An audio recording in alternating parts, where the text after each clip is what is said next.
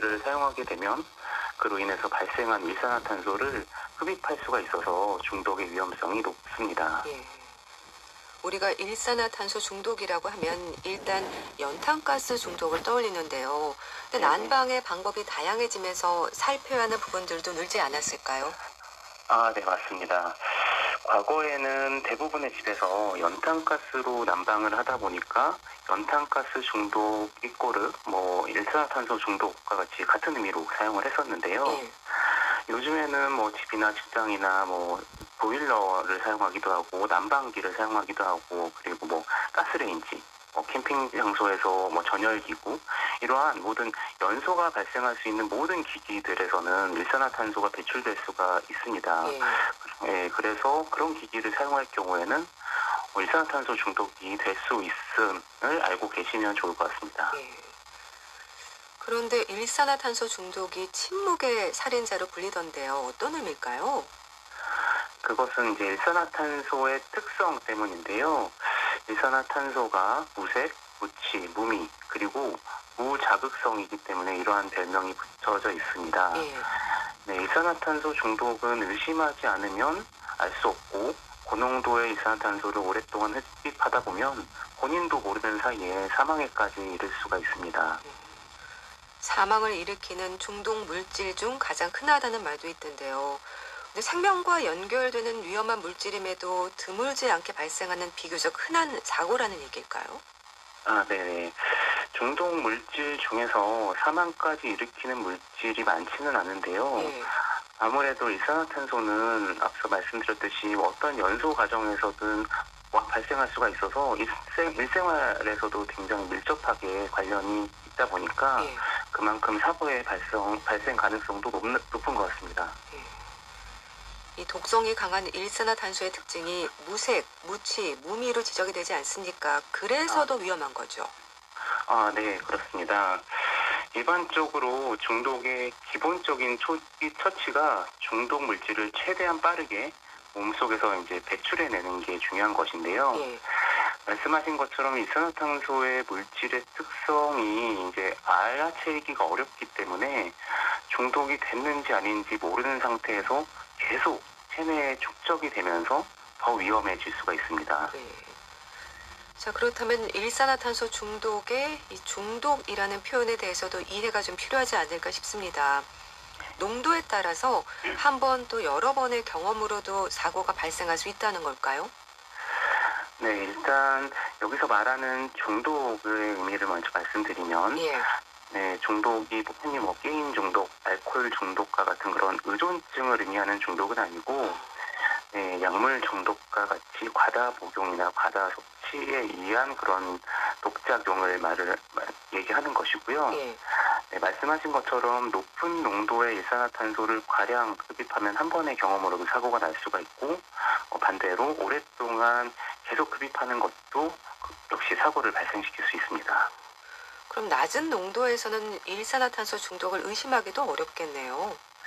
네, 사실은 낮은 농도든 높은 농도든 일산화탄소 중독이 굉장히 의심하기 어려운 경우가 많은데요. 예. 네, 말씀하신 그런 것처럼 낮은 농도의 경우에는 더 의심하기 어려운 게 사실 맞습니다. 아무래도 낮은 농도에서 천천히 흡입하는 경우에는 증상도 천천히 나타나기 때문인데요. 예. 일단은 증상 자체도 되게 경미해서 두통이라든가 현기증이라든가 무기력함 이런 것들이 나타나니까 이것을 가지고 일산화탄소에 중독됐나 이런 것들을 판단하기가 어렵습니다. 그러니까 고농도에 오래 노출될수록 위험이 높아진다는 건데요. 그럼 그때는 호흡에 일단 문제가 생기는 응급 상황이 되는 건가요? 네네. 그 고농도로 오래 노출이 되면 주요 장기로 산소의 운반이 안 되게 되고 숨을 쉬지만 쉬지 않는 것처럼 결국 되게 되는 거고 예. 네, 그러면 이제 각종 장기들의 기능도 떨어지고 특히 뇌에 저산소증이 생기면 의식도 떨어지고 예. 이후에 심정지가 발생할 수도 있고 결국에는 사망에 이를 수도 있습니다. 그러니까 일산화탄소가 우리 몸속에 들어가면서 특히 산소를 많이 필요로 하는 장기가 영향을 더 많이 받을 수밖에 없겠어요. 아, 네, 그렇죠. 일산화탄소가 산소에 비해서 이제 산소를 운반하는 역할을 하는 그런 헤모글로빈에 대해서 200배 이상의 친화도가 높습니다. 예. 네, 그래서 산소가 헤모글로빈에 결국 달라붙지 못하게 되는 거죠. 예. 네, 그에 따라서 이제 산소의 운반이 안 되게 되고, 특히 산소가 많이 필요한 장기인 뇌나 심장이 더 큰 손상을 입게 됩니다. 그런 만큼 고농도로 중독이 심할수록 빨리 발견해서 치료해야 할 텐데요. 일산화탄소 중독을 의심할 수 있는 증상들에 좀 민감해야 하지 않을까 싶습니다. 어떤 네. 부분들일까요? 네, 일산화탄소 중독의 증상이 사실 너무 매우 모호합니다. 예. 예, 초기에는 이제 두통이나 무기력함, 현기증 이런 게 생길 때는 이제 전혀 알아채기가 어렵고, 좀 고농도로 조금 오랫동안 노출이 됐을 때 흉통이나 경련, 의식 저하가 생겼는데, 이것들이 일산화탄소 때문에 생긴 걸까라는 것들을 의심하기가 굉장히 어렵죠. 예. 그래서 이러한 증상만으로는 일산화탄소 중독을 의심하기가 어렵고, 상황을 잘 생각을 하셔야 되는데, 폐쇄된 공간에서 뭔가 연소가 되는, 뭔가 불에 타는 그런 것들이 있는 상황이면 언제든지 일산화탄소의 중독의 가능성이 있다고 생각을 하시고, 예. 그런 상황에서 두통이라든가 피로감이 느껴진다든가 평소와 다르게 컨디션이 좀 떨어져 있다라는 그런 것들이 있으면 바로 의심을 하시면 좋을 것 같고요. 예. 요즘에는 또 일산화탄소 감지기나 경보기 등이 개발되어 있어서 뭐 캠핑족들이 이용을 하기도 하더라고요. 그래서 예. 그런 것들도 도움이 될 수 있겠습니다. 예. 그럼 의식을 잃은 상태로 발견이 되는 경우도 많은 거죠? 네, 아무래도 이제 오랫동안 노출이 되면 의식을 잃은 상태로 발견이 되는데, 그때도 이제 이런 사고에 의한 것이면은 이게 일산화탄소에 어렵고. KBS 라디오 재난방송입니다. 현재 대설특보가 발효된 강원 영동과 경북 동해안, 경북 북동산지 중심으로 시간당 1에서 3cm의 눈이 내리고 있습니다. 오늘 오전까지 동해안에는 강하고 많은 눈이 내려 쌓이겠으니 출근길 교통안전과 보행자 안전에 각별히 유의하기 바랍니다. 기상청에서 알려드렸습니다. 네, 그러니까 일산화탄소 중독을 사실 확진하는 방법이 일산화탄소 헤모글로빈 수치를 확인하는 건데, 예. 일반적으로는 혈액을 채취해서 일산화탄소가 붙어있는 헤모글로빈이 얼마나 몇 퍼센트나 있는지를 확인을 하는 거고요. 근데 이제 119 등에서는 산소 포화도처럼 이제 손가락 끝에 센서를 달아서 측정하는 장비도 있긴 합니다. 예. 근데 좀 정확도가 떨어져서 병원에서는 잘 사용하지는 않습니다. 그렇게 해서 일산화탄소 중독으로 확인이 되면 산소를 공급하나요? 네, 산소를 중독 초기에 빠르게 공급해주는 치료가 가장 중요하고요. 예. 네, 일반 산소 투여가 없는 그냥 실내에서보다 이제 100%의 산소를 투여해주면은 혈중의 일산화탄소 배출이 약 3배 가량 빠르기 때문에 빠르게 산소 투여를 해주는 게 중요합니다. 그런데요, 일반적인 산소 치료와 고압 산소 치료의 차이가 있습니까? 임신부라든지 의식의 정도에 따라서는 고압 산소 치료를 진행한다고 하던데요.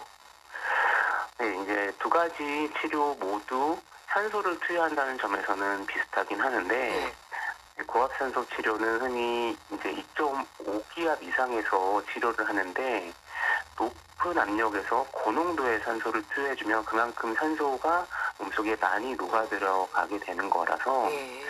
일반적인 100% 산소 치료보다도 2배에서 3배 더 빠르게 혈중 일산화탄소를 배출시킬 수가 있고요.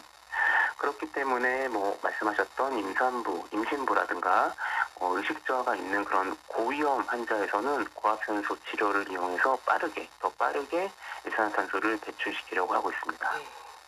그러니까 산소 치료의 목적은 일산화탄소를 빠르게 배출하는 거라고 하셨는데 여러 번 반복 치료하는 건가요? 네. 일단 기본적으로 초기 치료, 일산화탄소 중독의 초기 치료는 일산화탄소를 빠르게 배출하는 게 맞긴 한데요. 근데 이제 환자분의 증상이 초기부터 굉장히 심한 경우에는 예. 빠르게 그 일산화탄소에 의해서 발생하는 후유증이 나타날 수가 있는데 이런 것들에 대한 치료로서도 고압산소 치료를 하기 때문에 네. 그런 것들을 예방하기 위해서도 고압산소 치료를 반복적으로 시행하기도 합니다. 그렇게 산소 치료를 받으면 일산화탄소 중독 증상은 바로 회복이 됩니까? 네, 일산화탄소 중독으로 오신 분들의 거의 뭐 80%, 90% 이상은 초기 치료, 초기 산소 치료만 잘 받으시면 아무런 문제 없이, 아무런 증상 없이 완쾌돼서 퇴원을 하시는데요. 예. 근데 한 20% 정도에서는 한 달 정도 후쯤에 이제 치매나 뭐 기억 장애 같은 그런 치매 같은 증상으로 그런 후유증으로 다시 이제 병원에 오시는 경우들이 있습니다. 예. 그럼 회복이 된 것으로는 안심할 수는 없는 건가요? 그러니까 지연성 신경 정신 후유증의 위험에 긴장을 해야 한다는 얘기인 것 같은데 환자나 보호자도 잘 살펴야겠습니다. 아, 네, 맞습니다. 회복 후에 퇴원을 하셨다가 갑자기 그런 신경 정신 후유증 증상이 발생할 수가 있는데요. 이제 앞서 말씀드렸듯이 한 달 이후쯤에 가장 많이 발생을 하고 예. 빠르면 3일, 이제 늦으면 6개월에서 1년 이후까지 발생을 할 수가 있어요. 예. 이게 이런 증상 자체가 뭐 치매처럼 초기에는 뭐 기억력이 조금 떨어진다든가 혼자서 멍하게 뭐 벽을 쳐다보고 있는다든가 이러한 증상들이 있는데 이것들을 환자 본인이 알아차리기가 어려운 경우가 많거든요. 예. 네, 그래서 옆에서 보호자분께서 잘 관찰하셨다가 그런 증상이 있으시면 빨리 병원에 모시고 오셔야 됩니다. 예. 그러니까 회복된 후에 나타날 수 있는 증상이라서 지연성 신경 정신 후유증으로 불리는 거네요. 이런 일이 왜 생기는 건가요? 네, 그렇습니다. 이제 완전히 완치된 이후에 나중에 발병하기 때문에 그런 지연성이라는 이름이 붙여져 있는 게 같고요. 예. 원인은 사실 아직까지 명확하게 밝혀진 바가 없고 예. 지금까지는 뇌에 저산소증이 발생을 하니까 그로 인한 염증에 의해서 이런 것들이 발생하는 게 아닐까라는 그런 썰들이 있습니다. 예. 그러면 주로 뇌질환의 위험으로 나타나는 건가요? 이게 뭐 결국엔 이제 뇌 기능 문제가 발생을 하게 되는 거고 예. 앞서 말씀드렸듯이 뭐 증상이 뭐 치매나 그리고 앞서 말씀 안 드렸지만 뭐 우울증과 같은 증상도 나타날 수가 있습니다. 치료도 쉽진 않겠어요. 네, 이게 현재까지는 명확하게 효과가 있다는 치료 방법이 없어서 예. 현재까지는 이러한 지연성 신경정신 후유증이 발생했을 때 고압산소 치료를 한다든가 고용량의 비타민 혹은 고용량의 스테로이드 등을 사용했을 때 호전이 되었다는 몇몇 연구들이 발표된 것들이 전부입니다. 예. 아무래도 예방이 최선이 될 것 같은데요. 각종 난방기를 좀 살피고 배기관이라든지 누출되는 곳이 없는지 신경을 써야 하는 게 중요할 것 같습니다. 네, 그렇습니다.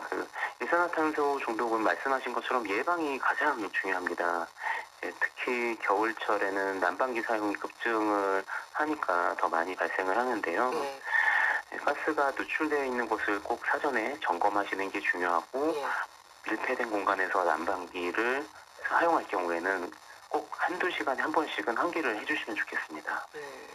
그러니까 환기의 중요성이 아주 클 텐데요. 네. 근데 사실 겨울철에는 아무래도 환기에 소홀하기 쉽지 않으니까 일산화탄소 중독이 주로 겨울에 많은 것도 그런 이유가 되겠어요. 네네, 그렇죠. 이제 아무래도 겨울철에는 추워서 난방기를 떼지만 더 추우니까 또 환기를 또 안 하시게 되더라고요. 예. 네, 근데 조금 춥더라도 환기를 자주 해주셔야지 이런 문제가 생기지 않을 것이라고 생각됩니다. 또 일산화탄소 중독을 경험하고 치료받은 분들이 또 사고를 당할 수도 있지 않습니까? 이런 네. 경우에 반복된 사고가 주는 위험은 어떨까요? 뇌신경의 문제뿐 아니라 전신 건강의 위험으로도 이어지지 않을까 싶기도 한데요.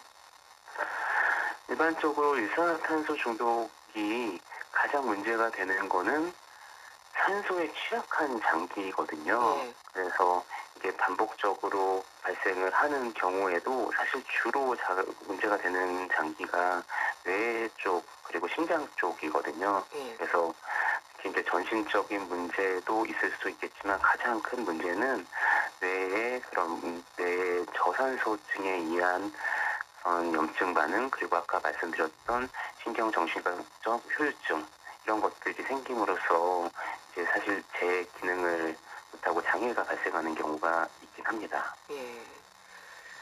위험한 상황이 되기 전에 혹시 난방기를 틀어놓은 후에 이런 증상이 있다면 되도록 빨리 병원에 가야 한다. 조언도 좀 해주세요.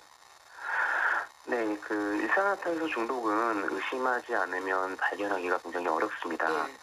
네, 난방기나 전열기나 뭐 연소가 되는 어떤 기기들이라든지 같은 공간에 있을 경우에는 평소와 다르게 두통이 있다든가 기운이 없다든가 컨디션이 좀 떨어진다든가 하면은 일단 혹시 일산화탄소 중독이 아닐까라는 그런 의심을 한 번쯤 해보시면 좋을 것 같고, 예.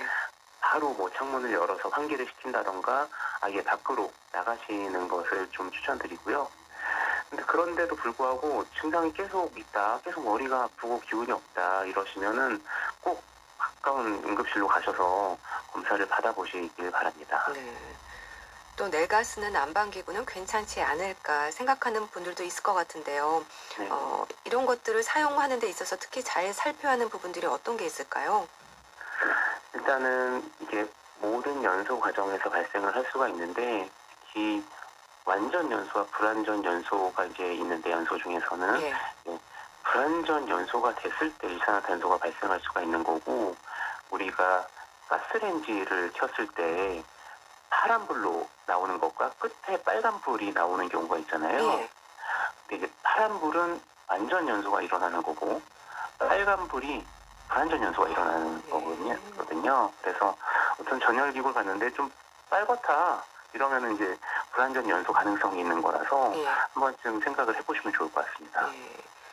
작은 난로 같은 거는 좀 괜찮지 않을까 생각을 하시는데 이런 것들도 주의를 좀 하셔야겠죠.